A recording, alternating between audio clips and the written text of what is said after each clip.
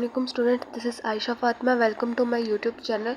तो स्टूडेंट्स, जैसा कि आपको पता है कि हम लोग क्लास 11th की फ़िज़िक्स की न्यू बुक पढ़ रहे हैं, Punjab education curriculum training and assessment authority. और इस न्यू बुक को लेकर हम लोगों ने chapter number 2 force and motion start किया हुआ है, जिसका article 2.6 force and projectile motion हम लोग पढ़ चुके हैं। और अभी आज हम लोग उस आर्टिकल का फर्स्ट टॉपिक, उस आर्टिकल का टॉपिक जो है वो हाइट ऑफ प्रोजेक्टाइल पढ़ेंगे। इससे पहले आप लोगों से रिक्वेस्ट है कि प्लीज़ चैनल को सब्सक्राइब कर दें। अगर वीडियो अच्छा लगे तो लाइक करें, शेयर करें और कमेंट्स में ज़रूर बताएं कि आपको लेक्चर कैसा लगा। ठीक है स्टूडेंट्स, हाइट ऑफ प्रोजेक्टाइल क्या है हमारे पास। अब देखें, हम लोगों ने ये वाली जो डायग्राम है, हम लोग इसको पहले अच्छे तरीके से समझ चुके हैं प्रोजेक्टाइल मोशन वाले लेक्चर में, कि हमारे पास जो, अगर हम लोगों ने यहाँ पर बॉडी इस पॉइंट पर यानी कि प्रोजेक्ट की है इनिशियल वेलोसिटी के साथ, यानी कि हमारे पास ये प्लेस ऑफ प्रोजेक्शन है, यहाँ से बॉडी प्रोजेक्ट की है, तो वो कितनी मैक्सिमम हाइट तक जाकर उस पॉइंट पर आएगी जहाँ पर वो ग्राउंड को हिट कर सके। यानी कि बॉडी को हम लोगों ने अगर यहाँ से प्रोजेक्ट किया है, वो तो मैक्सिमम कितनी हाइट तक जा सकती है या मैक्सिमम कितनी वर्टिकल हाइट को कवर कर सकती है, तो यानी कि कितनी ऊंचाई तक जा सकती है, उसको हम लोग कहते हैं हाइट ऑफ प्रोजेक्टाइल। तो इस तरह हम लोग हाइट ऑफ प्रोजेक्टाइल की जो है डिफाइन लिखेंगे, the maximum vertical distance covered by the projectile. यानी कि हमारे पास जो मैक्सिमम वर्टिकल डिस्टेंस होता है, मैक्सिमम वर्टिकल डिस्टेंस जो हमारे पास प्रोजेक्टाइल कवर करता है, इसका the maximum height of projectile, वो हमारे पास प्रोजेक्टाइल की मैक्सिमम हाइट कहलाती है। यानी कि अगर हम लोगों ने यहाँ पर एक प्लेस से इस किसी भी बॉडी को प्रोजेक्ट किया है, यानी कि प्रोजेक्टाइल को जब हम लोगों ने यहाँ से इनिशियल वेलोसिटी दी, तो वो कितनी ऊंचाई तक जाएगी या कितनी वर्टिकल डिस्टेंस जो है वो मैक्सिमम वर्टिकल डिस्टेंस कवर करेगी, तो वो हमारे पास जो मैक्सिमम वर्टिकल डिस्टेंस होगा जो कि प्रोजेक्टाइल कवर करेगा, इसको हम लोग कहते हैं maximum height of projectile. Maximum height of projectile को हम लोग ऐसे भी फाइंड आउट ऐसे भी रिप्रेजेंट करते हैं एक लाइन से, और यहाँ पर हाइट लिखकर। बॉडी जब अपनी मैक्सिमम हाइट पर चली जाती है, यानी कि मैक्सिमम वर्टिकल डिस्टेंस कवर करती है, तो उसकी ऊंचाई की जो हद होती है, वो अपनी ऊंचाई की हद पर जाकर, यानी कि मैक्सिमम हाइट पर जाकर, उसकी जो वेलोसिटी होती है, फाइनल वेलोसिटी, वो ज़ीरो हो जाती है। यानी कि अगर हमारे पास ये एक बॉडी है, हम लोगों ने इसको मैक्सिमम हाइट पर मूव करवाया है, इसको इनिशियल वेलोसिटी दी है, फिर उसको मैक्सिमम हाइट के साथ मूव करवाया है, हाइट के ऊपर मूव करवाया है, तो मैक्सिमम हाइट के ऊपर जाकर कुछ सेकंड्स के लिए उस बॉडी की जो वेलोसिटी होगी, वो हमारे पास वी.एफ जो है, हमारे पास फाइनल वेलोसिटी होगी, वो ज़ीरो हो जाएगी। उसके बाद वो फिर से दोबारा नीचे की तरफ मूव करना शुरू कर देगी। तो हम लोग जो हाइट है, मैक्सिमम हाइट है, कैसे फाइंड आउट कर सकते हैं प्रोजेक्टाइल की। तो जो मैक्सिमम हाइट है, हम लोग उसको इक्वेशंस ऑफ मोशन से फाइंड आउट कर सकते हैं। फर्स्ट इक्वेशन ऑफ मोशन है, और जो है उसमें हमारे पास सिर्फ और सिर्फ वेलोसिटी और टाइम की बात की जा रही है। सेकंड इक्वेशन ऑफ मोशन में हमारे पास जो डिस्टेंस तो आ रहा है, लेकिन टाइम का फैक्टर आ रहा है। टाइम का फैक्टर तो हमारे पास वो थोड़ी कॉम्प्लिकेटेड होगी, इसलिए हम लोग थर्ड इक्वेशन ऑफ मोशन जो है 2as is equal to V F square negative V I square इस्तेमाल कर लेंगे, ताकि हम लोग हाइट ऑफ प्रोजेक्टाइल को फाइंड आउट कर सकें। क्योंकि इसमें एस आ रहा है, यानी कि बॉडी ने जो है वर्टिकल डिस्टेंस कवर किया है। वर्टिकल डिस्टेंस कौन सा, वर्टिकल डिस्टेंस को हम लोग किससे रिप्रेजेंट कर रहे हैं, एस से। तो हमारे पास जो ये जो एस है, वो सेकंड इक्वेशन ऑफ मोशन में भी आता है, S is equal to V I T half plus half A T और जी टी स्क्वायर। पर हम वहाँ पर टाइम का फैक्टर आ जाता है, जो कि हमारे पास थोड़ा कॉम्प्लिकेटेड बन जाता है, इसलिए हम लोगों ने यहाँ पर थर्ड इक्वेशन ऑफ मोशन इस्तेमाल कर ली। तो हम लोग यहाँ पर लिख लेंगे, in order to find maximum height of projectile की मैक्सिमम हाइट को फाइंड आउट करने के लिए we use equation of motion. वो जो इक्वेशन ऑफ मोशन हम लोग यूज़ करते हैं, वो है हमारे पास 2as is equal to V F square negative V I square. अब देखिए यहाँ पर वी.एफ जो है वो फाइनल वेलोसिटी है, तो हम लोग, और ये जो हमारे पास वी.आई है वो इनिशियल वेलोसिटी है। अब देखिए यहाँ पर बात हो रही है द मैक्सिमम वर्टिकल डिस्टेंस जो वर्टिकल डिस्टेंस कवर हो किया है प्रोजेक्टाइल ने, तो इसलिए हमारे पास जो ये इक्वेशन ऑफ मोशन है, थर्ड इक्वेशन ऑफ मोशन, इसमें जो एक्सीलरेशन है वो भी वाई एक्सिस के अलोंग कंसीडर करेंगे, फाइनल वेलोसिटी है वो भी वाई एक्सिस के अलोंग कंसीडर करेंगे, इनिशियल वेलोसिटी है वो भी वाई एक्सिस के अलोंग कंसीडर करेंगे। अब देखिए, आपको पता है कि जो एक्सीलरेशन होता है वर्टिकल डायरेक्शन में, जो एक्सीलरेशन होता है वो हमारे पास नेगेटिव जी होता है, क्योंकि बॉडी जो है वो अपवर्ड मूव कर रही होती है, यानी कि earth surface away from the earth surface move कर रही होती है, इसलिए जो हमारे पास एक्सीलरेशन ड्यू टू ग्रेविटी होता है वो नेगेटिव होता है। और जो हमारे पास फाइनल वेलोसिटी होती है, जब वो ऑब्जेक्ट जो है वो मैक्सिमम हाइट पर चला जाता है, वर्टिकल डिस्टेंस की मैक्सिमम हाइट पर, तो कुछ देर के लिए उसकी जो वेलोसिटी होती है ज़ीरो हो जाती है, यानी कि हम लोगों ने बॉडी को यहाँ से इनिशियल वेलोसिटी दी ताकि वो हाइट मैक्सिमम हाइट को अचीव कर सके, और जब बॉडी जो है वो अपनी मैक्सिमम हाइट को अचीव कर लेती है तो कुछ टाइम के लिए उसकी जो फाइनल वेलोसिटी होती है वो ज़ीरो हो जाती है। तो फाइनल वेलोसिटी हमारे पास ज़ीरो होगी। इनिशियल वेलोसिटी हमारे पास V I Y, initial velocity जो है हमारे पास उसका कंपोनेंट, यानी कि हमारे पास इनिशियल वेलोसिटी का जो वर्टिकल कंपोनेंट है वो किसके इक्वल होता है, इनिशियल वेलोसिटी का vertical component V I Y is equal to V I sine theta के इक्वल होता है, और इनिशियल वेलोसिटी का जो हॉरिजॉन्टल कंपोनेंट होता है वो वी आई कोस थीटा के इक्वल होता है। ये सारी चीज़ें हम लोगों ने प्रोजेक्टाइल मोशन वाले लेक्चर में पढ़ी हैं। अगर आप लोगों को ये चीज़ें नहीं आती तो आप लोगों से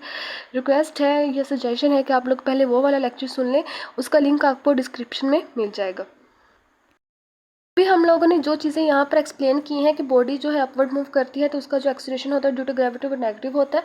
और जो फाइनल वेलोसिटी है होती है यानी कि V F Y vertical distance से जब बॉडी वर्टिकल डायरेक्शन में मूव कर रही होती है, वर्टिकल डायरेक्शन के लॉन्ग जो उसकी फाइनल वेलोसिटी होती है वो जीरो होती है, क्योंकि बॉडी जब अपनी मैक्सिमम हाइट को अचीव कर देती है तो कुछ देर के रेस्ट पर चली जाती है, इसलिए उसकी जो फाइनल वेलोसिटी है वो जीरो हो जाती है।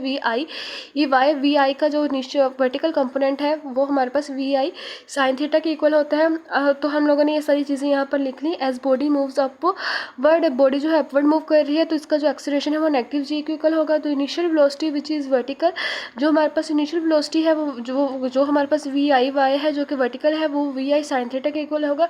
As body comes to rest after reaching highest point, जब बॉडी रेस्ट पर चली जाती है हाईएस्ट पॉइंट को रीच करने के बाद, तो जो फाइनल वेलोसिटी है हमारे पास वो ज़ीरो हो जाएगी। तो हमारे पास यहाँ पर जो एस है वो हमारे पास हाइट के इक्वल है, तो एस इज इक्वल टू हमारे पास ज़ीरो भी होगा, जो कि हम लोगों ने फाइंड करना है थर्ड इक्वेशन ऑफ मोशन के साथ। तो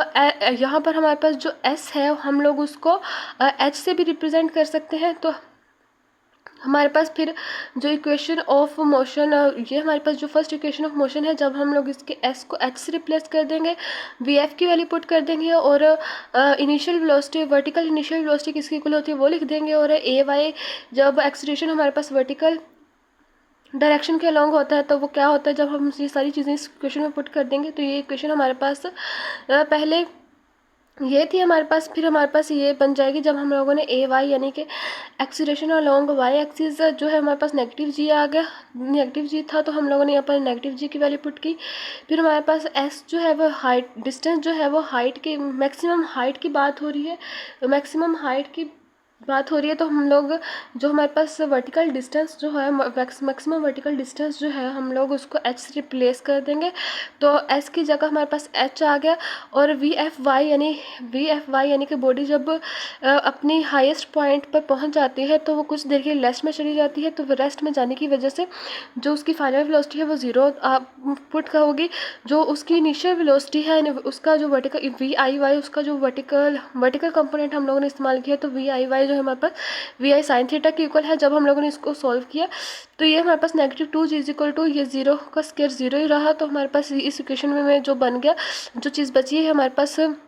यहाँ पर वी आई वाई का स्केयर था, तो इसलिए हम लोगों ने वी आई साइन थीटा का भी स्केयर ले लिया, जो कि हमारे पास V I square sine square theta के इक्वल आ गया। तो हमारे पास अब देखें हम लोगों ने इस इक्वेशन के जो नेगेटिव साइंस है उसको ख़त्म करने के लिए इस इक्वेशन को हम लोग नेगेटिव साइन से मल्टीप्लाई करवा देंगे। जब हम लोगों ने इस इक्वेशन को नेगेटिव साइन से मल्टीप्लाई करवा दिया तो वो हमारे पास 2gh is equal to V I sine V square sine square theta के इक्वल आ गया। हम लोगों ने height of the projectile find out करनी है, तो हम लोगों ने यहाँ पर h को सेपरेट करना है। 2g यहाँ पर मल्टीप्लाई हो रहा है, इधर आके डिवाइड हो जाएगा। तो हमारे पास जो हाइट ऑफ प्रोजेक्टाइल को फाइंड आउट करने के लिए हमारे पास जो फार्मूला बन गया वो हो गया V I square sine square theta over 2g। तो हमारे पास ये फार्मूला हम लोग न्यूमेरिकल्स में इस्तेमाल करते हैं ताकि हम लोग हाइट ऑफ प्रोजेक्टाइल से रिलेटेड जितने भी न्यूमेरिकल्स हैं उनको सॉल्ट आउट कर सकें। नेक्स्ट हमारे पास एक बहुत ही इंपॉर्टेंट शॉर्ट क्वेश्चन है। हमारे पास इफेक्ट ऑफ एयर रेजिस्टेंस और हाइट ऑफ प्रोजेक्टाइल, यानी कि प्रोजेक्टाइल की हाइट पे जो एयर रेजिस्टेंस है वो कैसे अफेक्ट करती है। अब देखें मेरे पास ये एक पेंसिल है, ये ऊपर की तरफ मूव कर रही है लेकिन एयर रेजिस्टेंस उसको नीचे की तरफ मूव करवा रही है। तो इसी तरह जब हमारे पास एक जो प्रोजेक्टाइल है जब वो ऊपर की तरफ मूव करवाएगा तो एयर रेजिस्टेंस उसको नीचे की तरफ मूव करवाएगी, तो जिसकी वजह से उसकी जो हाइट है वो भी रिड्यूस हो जाएगी। तो हम लोग कह सकते हैं कि the height of projectile will be reduce, यानी कि जो प्रोजेक्टाइल है हम लोगों ने यहाँ से प्लेस ऑफ प्रोजेक्शन से प्रोजेक्ट किया है और वो पैराबोलिक पाथ को फॉलो करते हुए यहाँ पर आकर ग्राउंड के साथ हिट हुआ है और उसने जो हाइट वर्टिकल डिस्टेंस कवर किया है और उसकी जो मैक्सिमम हाइट के ऊपर जाके उसने जो वर्टिकल डिस्टेंस कवर किया है उसको हम लोगों ने h से रिप्रेजेंट किया है। तो हम लोग कह सकते हैं कि जो हमारे पास जो हाइट है प्रोजेक्टाइल की वो रिड्यूस हो जाती है in the presence of air resistance, क्योंकि ऑब्जेक्ट जो के पास वेलोसिटी होती है और वेलोसिटी की वजह से वो अपवर्ड मूव करने की कोशिश करता है, लेकिन एयर रेजिस्टेंस जो है वो उसको डाउनवर्ड मूव करवाती है और डाउनवर्ड मूव करवाने की वजह से उसकी जो हाइट है वो रिड्यूस हो जाती है। यानी कि हमारे पास अगर एयर रेजिस्टेंस इस हाइट बॉडी की जो मैक्सिमम हाइट है वो ये है, अगर इसके ऊपर एयर रेजिस्टेंस ज़्यादा लगे तो बॉडी अपनी वेलोसिटी की वजह से ऊपर की तरफ मूव करने की कोशिश कर रही है लेकिन इसके ऊपर एयर रेजिस्टेंस ज़्यादा लग रही है तो इसकी हाइट जो है वो हमारे पास रिड्यूस भी हो सकती है इस तरह। उसकी रीज़न क्या है, अगर हमारे पास एक प्रोजेक्टाइल है उसकी हाइट जो है वो रिड्यूस होती है in the presence of air resistance. उसकी रीज़न क्या है, in the presence of air resistance the upward velocity of the projectile, यानी कि वो वेलोसिटी जिसकी वजह से प्रोजेक्टाइल ने अपवर्ड मूव करना होता है वो थोड़ी हो जाती है, यानी कि डिक्रीज़ हो जाती है। इसकी वजह से जो उसकी हाइट है वो भी डिक्रीज़ हो जाती है ड्यूरिंग टाइम इंटरवल टी, यानी कि टाइम इंटरवल टी के दौरान बॉडी जिस वेलोसिटी के साथ अपवर्ड मूव करती है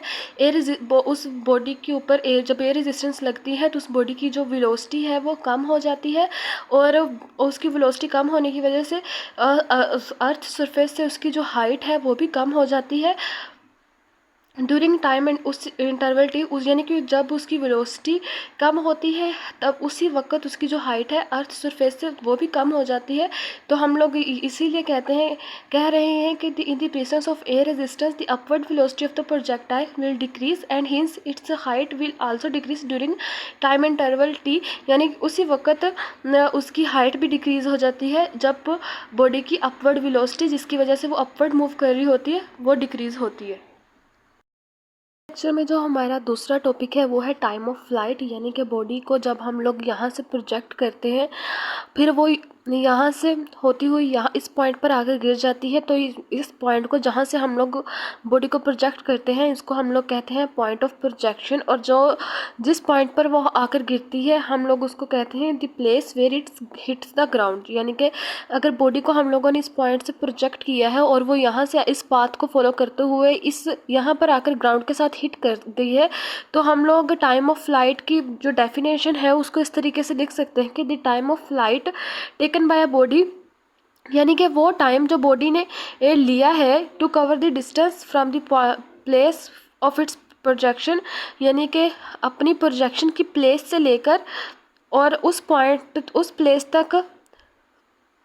जहाँ पर वो ग्राउंड को हिट करती है उसने जो डिस्टेंस कवर किया है उस डिस्टेंस को कवर करने के लिए जो टाइम लिया है फ्लाइट ने वो हमारे पास जो है वो टाइम ऑफ फ्लाइट है, यानी कि the time taken by a body to cover the distance from the place of its projection to the place where it hits the ground is called time of flight. Students, time of flight देखें जब हम लोग एक country से दूसरी country जाते हैं flight के through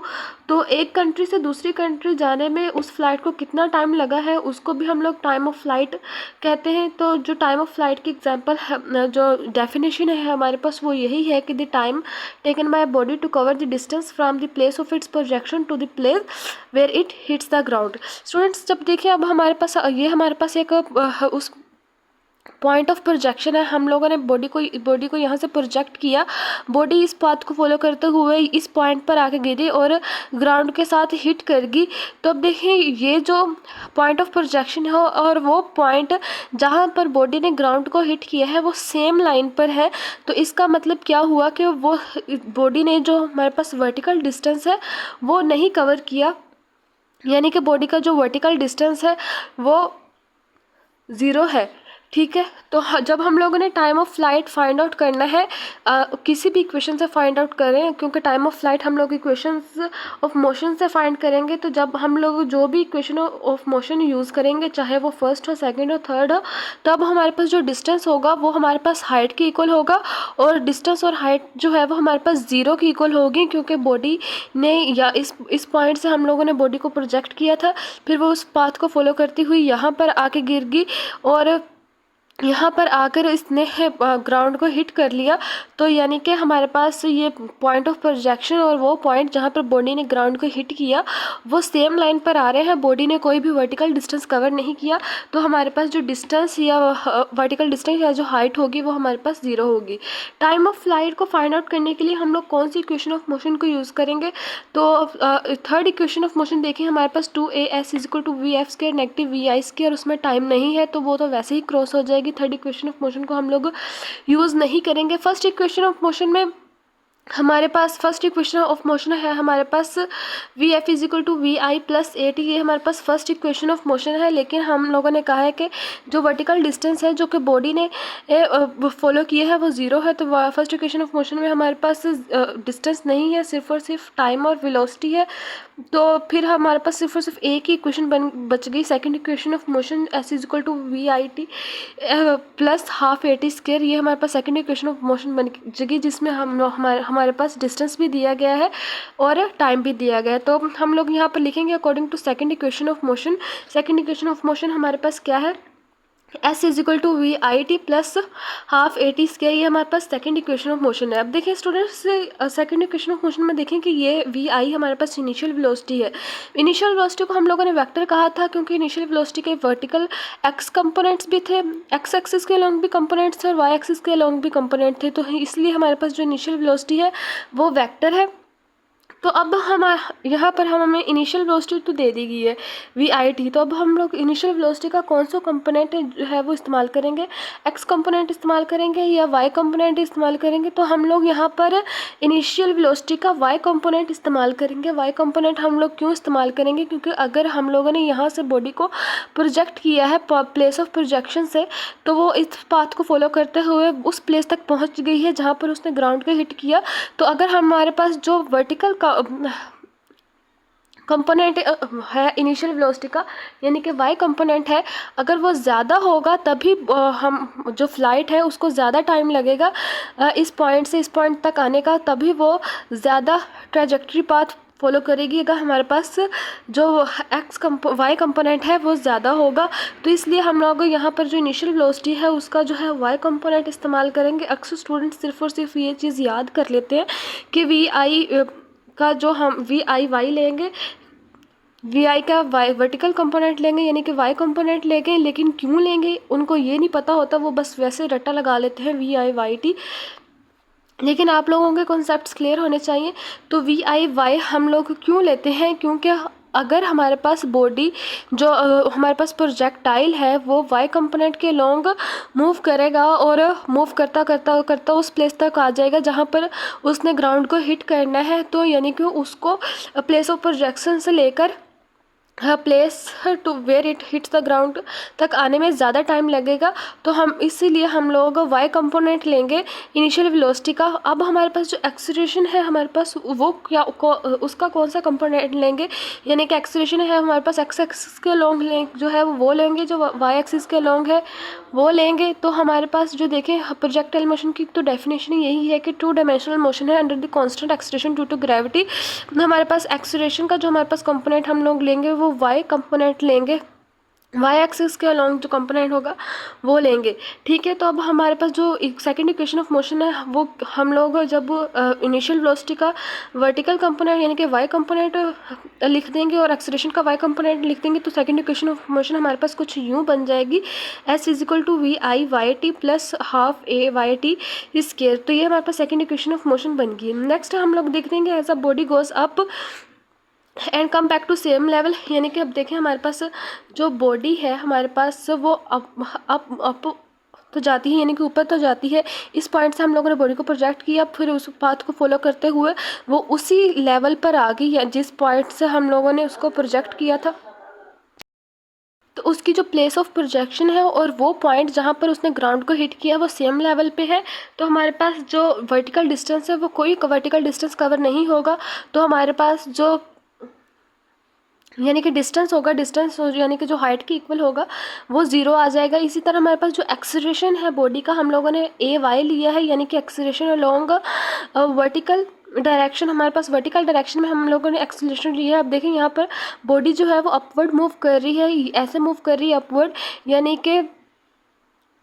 away from the earth surface. और जब हमारे पास बॉडी जो है वो अपवर्ड मूव कर रही हो तो उसका एक्सीलरेशन जो होता है वो नेगेटिव जी होता है, एक्सीलरेशन ड्यू टू ग्रेविटी जो होता है वो नेगेटिव होता है। लेकिन जब बॉडी डाउनवर्ड मूव कर रही हो तो उसका जो एक्सीलरेशन होता है वो पॉजिटिव होता है। यहाँ पर बॉडी डाउनवर्ड मूव नहीं कर रही, ये तो हम लोगों ने सिर्फ हाइट को रिप्रेजेंट किया है, लेकिन यहाँ पर जो प्रोजेक्टाइल है जिसको हम लोगों ने प्लेस ऑफ प्रोजेक्शन से प्रोजेक्ट किया है और फिर वो उस पॉइंट पर पहुंच गई है जिस प्लेस पर उसने ग्राउंड को हिट किया है, तो वो उड़ के यानी कि अपवर्ड मूव करके उस पॉइंट तक पहुंच रही है। तो अपवर्ड मूव किया उस बॉडी ने उसका, इसलिए उसका जो वर्टिकल एक्सीलरेशन होगा वो नेगेटिव जी के इक्वल होगा। तो हम लोग लिख सकते हैं कि हमारे पास as the body goes up and come back to same level, body जो ऊपर की तरफ तो जाती है लेकिन सेम लेवल पर आ जाती है। So it cover no vertical distance, तो उसका जो वर्टिकल डिस्टेंस होगा वो कोई वर्टिकल डिस्टेंस उसका कवर नहीं होगा हमारे पास। तो हमारे पास जो डिस्टेंस है H is equal to zero आ जाएगा। तो इनिशियल वेलोसिटी जो होगी प्रोजेक्टाइल की, initial velocity V I Y, हम लोगों ने, मैंने आपको पिछले वाले लेक्चर में पढ़ाया कि जो हमारे पास इनिशियल वेलोसिटी होती है प्रोजेक्टाइल की, वर्टिकल वेलोसिटी होती है प्रोजेक्टाइल की, इनिशियल वर्टिकल वेलोसिटी है वी आई वाई, तो उसका जो कंपोनेंट होता है वी आई साइन थीटा के इक्वल होता है। वी आई साइन थीटा ये हम लोगों ने पीछे पढ़ा था कि एक्स एक्सिस के लॉन्ग जो वी आई एक्स कंपोनेंट होता है वो वी आई कोस थीटा के इक्वल होता है, लेकिन वाई एक्सिस के लॉन्ग V I Y sine theta जो कंपोनेंट होता है वो वी आई वाई जो होता है वो वी आई साइन थीटा के इक्वल होता है। तो इनिशियल वेलोसिटी जो होती है प्रोजेक्टाइल की, इनिशियल वर्टिकल वेलोसिटी होती है प्रोजेक्टाइल की वी आई वाई, वो हमारे पास वी आई साइन थीटा की इक्वल होती है। तो एज बॉडी मूव्स अपवर्ड, जैसे बॉडी जो है अपवर्ड मूव करती है तो उसका जो एक्सीलरेशन होगा वो नेगेटिव जी के इक्वल होगा। तो हमारे पास जो इक्वेशन 2 है वो क्या बन जाएगी यहाँ पर, जब हम लोग इन सारी चीज़ों को इसमें पुट कर देंगे, वी आई वाई ये जो हम लोगों ने वर्टिकल कंपोनेंट यूज़ किया है इनिशियल वेलोसिटी का वो वी आई साइन थीटा के इक्वल है। तो हम लोग इसकी वैल्यू यहाँ पर V I sine theta put कर देंगे, टी यहाँ पर वैसे ही है। एक्सीलरेशन हमारे पास ड्यू टू ग्रेविटी जो है वो बॉडी अपवर्ड मूव कर रही है, इसलिए जो हमारे पास एक्सीलरेशन है ड्यू टू ग्रेविटी वो नेगेटिव जी आएगा। तो यहाँ पर नेगेटिव जी पुट कर देंगे। तो हम लोगों ने यहाँ पर जब इनकी वैल्यूज़ पुट की वी आई वाई की, तो हमारे पास वी आई साइन थीटा आ गया। एस हमारे पास हाइट की इक्वल था, डिस्टेंस हमारे पास हाइट की इक्वल थी जो कि ज़ीरो था, इसलिए यहाँ पर हम लोगों ने ज़ीरो पुट कर दिया। तो टी हमारे पास वैसे ही आ गया, मल्टीप्लाई बाई टी, यहाँ पर हम लोग ब्रैकेट्स लगा देते हैं और हाफ इंटू ए वाई हमारे पास क्या है, नेगेटिव जी के इक्वल है। तो हमारे पास टी स्क्वायर आ गया, ये प्लस और ये माइनस जो है वो मल्टीप्लाई होंगे तो ये माइनस बन जाएगा। तो हमारे पास 0 is equal to V I sine theta T, ये नेगेटिव 1/2 जी टी स्क्वायर आ गया। ठीक है, अब हमारे पास देखें यहाँ पर 1/2 जी टी स्क्वायर ये नेगेटिव में है, जब हम लोग इसको इस वाली साइड पे ले जाएंगे तो ये पॉजिटिव बन जाएगा, 1/2 जी टी स्क्वायर बन जाएगा। तो इज इक्वल टू टाइम, हम लोगों ने time of flight find out करनी है, इसलिए टी को सेपरेट करेंगे। तो टी यहाँ पर मल्टीप्लाई हो रहा है, इधर आके डिवाइड हो जाएगा। जब टी इधर आके डिवाइड हो जाएगा, यहाँ पे टी का स्क्वायर है और ये टी 1 है, तो इस टी का स्क्वायर यानी कि यहाँ पे 2 टी हैं और यहाँ पर 1 टी है, तो इनमें से 1 टी इस टी के साथ कैंसिल आउट हो जाएगा। तो हमारे पास जो सिर्फ और सिर्फ 1/2 जी टी बन जाएगा। तो यहाँ पर टी मल्टीप्लाई हो रहा था, इधर डिवाइड हो गया, तो हमारे पास 1/2 T square 1/2 G T square over T is equal to V I sine theta बन गया। तो हमारे पास 1/2 जी टी हमारे पास है वी आई साइन थीटा के इक्वल आ गया। अब देखिए यहाँ पर जी जो है हमारे पास मल्टीप्लाई हो रहा है और 2 हमारे पास डिवाइड हो रहा है 1/2, तो हमारे पास 2 इधर आके इधर जाएगा। जब हम लोग, क्योंकि हम लोगों ने टी को सेपरेट करना है ताकि हम लोग टाइम ऑफ फ्लाइट को फाइंड आउट करने का फार्मूला निकाल सकें, जो कि हम न्यूमेरिकल्स में लिखते हैं। तो टी जो है वो इधर जाके हमारे पास डिवाइड हो जाएगा और 2 यहाँ पर मल्टीप्लाई हो रहा है, तो सॉरी टी हमारे पास मल्टीप्लाई, जी हमारे पास मल्टीप्लाई हो रहा है, इधर जाके डिवाइड हो जाएगा, 2 डिवाइड हो रहा है, इधर जाके मल्टीप्लाई हो जाएगा। तो 2 यहाँ पर 1/2 डिवाइड हो रहा है, तो इधर जाके मल्टीप्लाई हो जाएगा, तो 2 वी आई साइन थीटा बन जाएगा। जी हमारे पास जो है वो मल्टीप्लाई हो रहा है, तो इधर आके डिवाइड बन जाएगा। तो हमारे पास टाइम ऑफ फ्लाइट को फाइंड आउट करने का जो हमारे पास फार्मूला बन गया वो बन गया T is equal to 2 V I sine theta over G. तो हमारे पास जो टी है वो is the time of flight of projectile when it is projected from the ground, यानी कि हम लोग जब किसी प्रोजेक्टाइल को ग्राउंड से प्रोजेक्ट करते हैं तो उसको जो टाइम लगता है इस पॉइंट से यहाँ प्लेस ऑफ प्रोजेक्शन से लेकर उस प्लेस पर आने का जहाँ पर वो ग्राउंड को हिट करता है, तो उसको जो टाइम लगता है वो टाइम टी लगता है। और टी